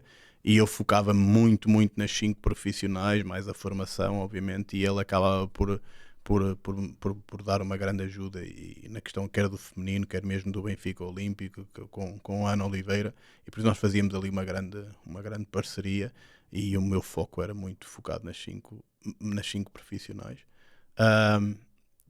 Mas hoje em dia olho para trás, por isso é que eu digo que provavelmente foi o momento certo. Aprendi muito, cresci muito, fui muito feliz, mas descurei completamente tudo aquilo que era a minha vida pessoal. E eu tenho, hoje em dia, quando olho para trás, olho para algumas histórias e coisas que vivi, que hoje em dia, se tu olhas para trás e perguntas se valeu a pena, passei por coisas. Fiz a minha família, os meus amigos e as pessoas mais próximas passar por coisas que não se pode fazer. E nesse sentido, depois melhorei. Eu acho que o sair do Benfica ajudou-me muito.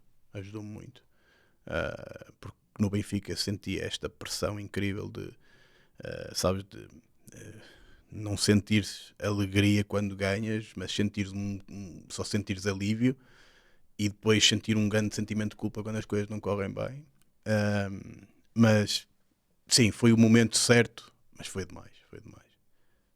Trabalhava verdadeiramente muito e descurei tudo que não podia. Depois, feliz ou infelizmente, há um momento da minha vida pessoal que tem a ver com uma situação com a minha mãe, em que se calhar da maneira mais cruel e da maneira se calhar mais dura, alguém superior a nós fez-nos enquanto família passar por uma coisa em que tu ali percebes, não pode ser, tens que encontrar um equilíbrio.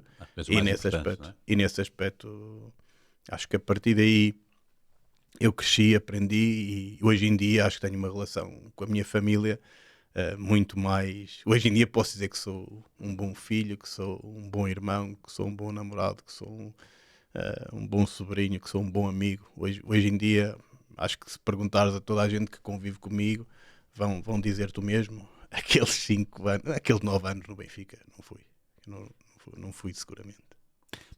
Também por ser o Benfica e também por ser aquilo que o Benfica significa para si.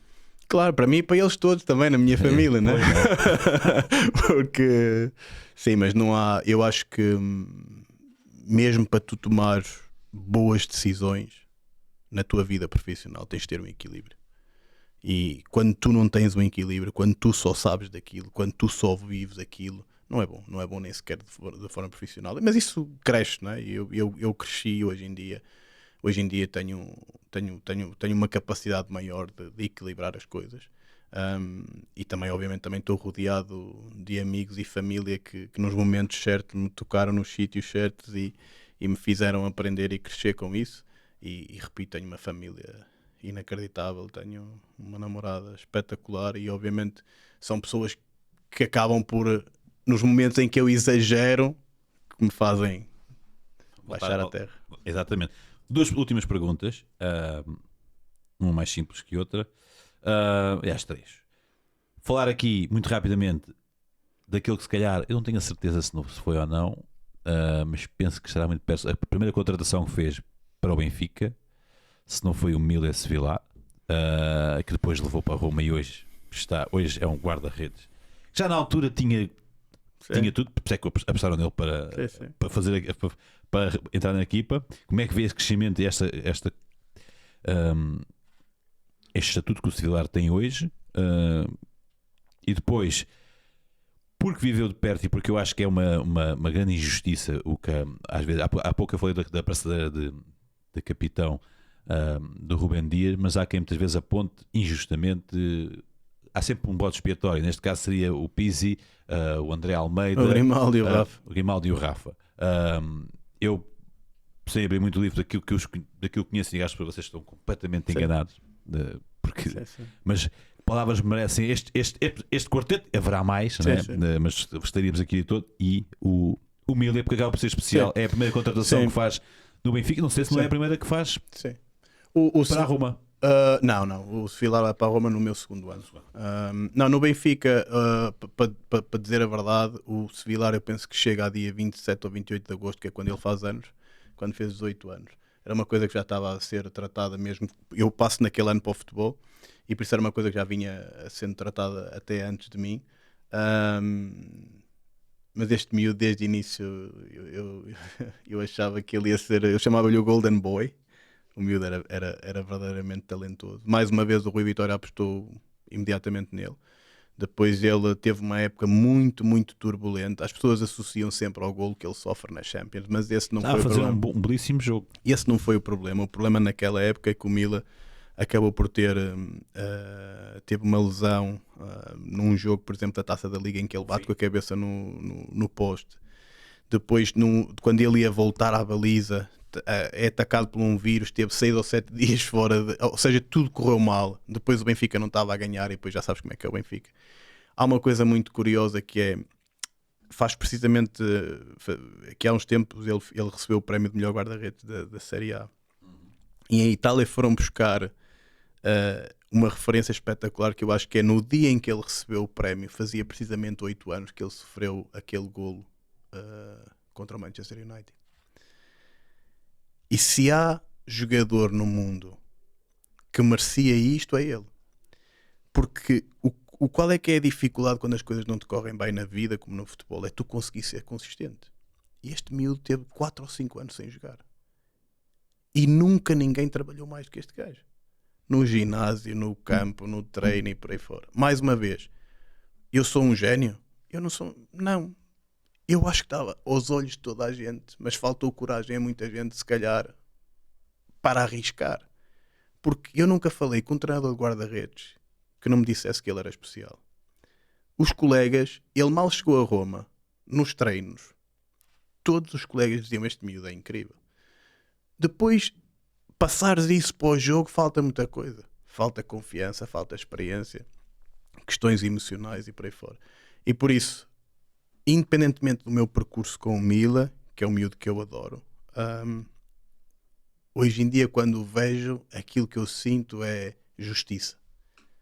Porque tu podes muitas vezes fazeres uma carreira inteira em que tu fazes as coisas certas, epá, e as oportunidades não chegam e tu não tens como dar a volta à situação.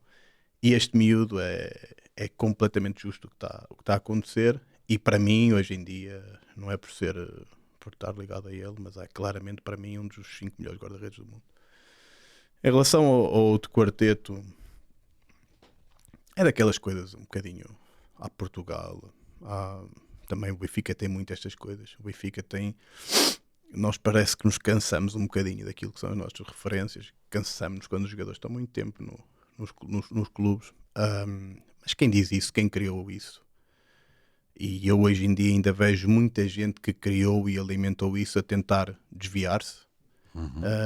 Mas quem viveu aquilo por dentro como eu vivi, com as consequências que isso teve, para eles, para as famílias, para a equipa,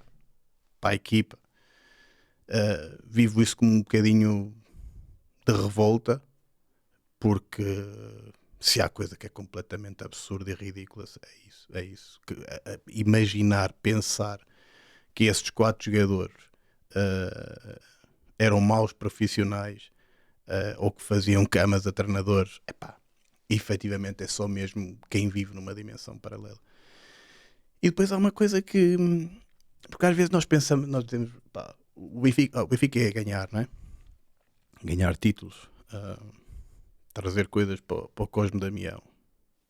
Algum dia alguém já pensou o que é que esses 4 rapazinhos fizeram? Já alguém algum dia se deu ao trabalho de dividir o número de jogos que eles fizeram pelos títulos que conquistaram. Já alguém algum dia se deu ao trabalho de saber quantos golos e assistências fez esse rapazinho Pizzi pelo Benfica?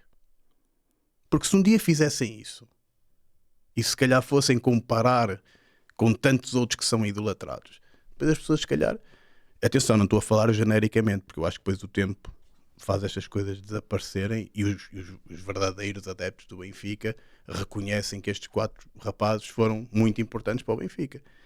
Mas quem alimentou isto, que muitas vezes são pessoas que não querem o bem dos clubes e que não querem o bem, neste caso, do Benfica, isto foi tudo alimentado por um setor da imprensa que vinha há não sei quanto tempo a massacrar determinadas pessoas no Benfica com determinadas intenções. E depois nós todos como adeptos, em momentos de crise, em momentos de derrota, em momentos de frustração, alimentamos isto. Agora, eu como adepto do Benfica, paro, fecho os olhos, penso nestes 4 rapazes.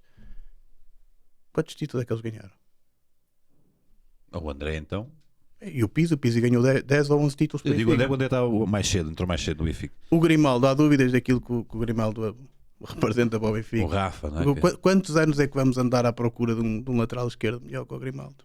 O Rafa nem vale a pena falar do Rafa. O Rafa nem vale a pena porque se calhar hoje em dia já toda a gente quer que o Rafa volte, não é?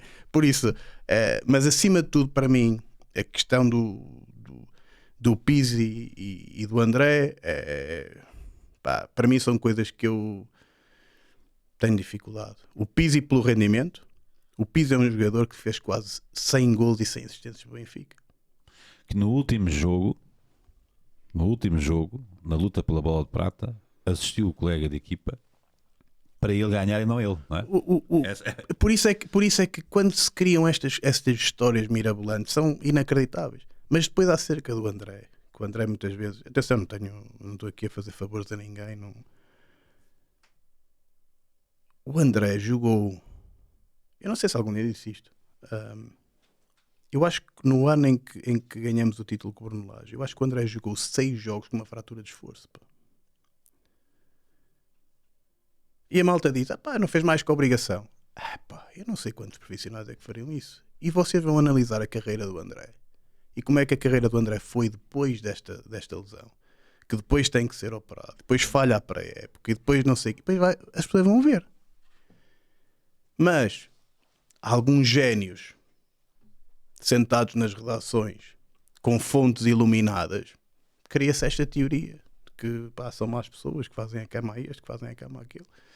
E nós, repito, como adeptos, quando estamos em frustração, acabamos por alimentar isso. Por isso, estes 4 rapazes, a única coisa que queriam é que o Benfica ganhasse. E eu lidei com eles 3 anos e meio e de todos eles só tenho coisas boas a dizer. Muitas vezes uns chatinhos, que pareciam um sindicato, mas sempre para o positivo e sempre para o Benfica melhorar e sempre para o Benfica ganhar. E daqueles com quem é difícil falar depois de um dia em que o Benfica não ganha. E por isso... E vamos acabar com uma chave mais positiva. Positivo era ter estes 4 juntos na mesma equipa. Sempre, e tiveram muitas vezes. Tiveram muitas vezes e deram títulos, neste caso, ao Benfica. Última pergunta. Desejos para 2026. É o último podcast do ano civil, aqui do Final Cut. É o primeiro da 5ª temporada. O que é que o Tiago Pinto quer e deseja para 2026? 2026, profissionalmente eu hoje em dia estou muito ansioso com os nossos resultados, porque nós estamos há 8 jogos sem ganhar, independentemente de termos feito empates, se calhar, que são importantes, como em Old Trafford ou com o Chelsea. Mas por isso o meu principal desejo em termos profissionais é que neste ano de transição em que nós fomos obrigados a vender muitos jogadores e mudamos muito, que nós consigamos ter bons resultados e fazer uma boa época e tranquila, que não quero nada chegar a abril, maio e andar ainda mais ansioso do que eu ando hoje por causa da competitividade da Liga Inglesa. Por isso profissionalmente quero que obviamente as coisas corram todas bem ao Bournemouth. E depois pessoalmente eu sou, ao contrário um bocadinho das novas gerações, eu não oriento a minha vida pela felicidade. Eu não sou uma pessoa que ando sempre à procura de estar feliz. A felicidade é um estado de espírito. Eu hoje agora estou aqui contigo, estou feliz, gosto de estar aqui, sinto-me bem, és meu amigo, conhecemos-nos, pá, já estava para vir aqui há não sei quanto tempo, porque é uma coisa que, apesar de eu não gostar muito de falar muitas vezes, é uma coisa que... Eu sou privilegiado neste caso. Há uma coisa que me dá prazer, de caminho, saio daqui, vou pegar no telefone, vejo uma coisa que eu não gosto, e se calhar, por isso eu não oriento a minha vida com a história da felicidade. Hoje em dia, talvez as novas gerações, não é? Querem viajar para todos os sítios do mundo, querem ver tudo, não podemos trabalhar muito, é o equilíbrio da vida e não sei o quê, a felicidade é a felicidade. Eu a única coisa que quero para 2026 é continuar a ter paz, tranquilidade, serenidade, poder trabalhar e que a minha família esteja bem, o resto. Desejo-lhe um feliz 2026, tudo bom, cá estaremos para nos voltarmos a ver, com certeza, com mais sucesso. Também assim, desejo-lhe um feliz 2026, que seja no mínimo igual ao 2025, mas com certeza será melhor. Nós voltaremos no próximo ano, em 2026, já para a semana, com mais um convidado de muito valor. Até à próxima.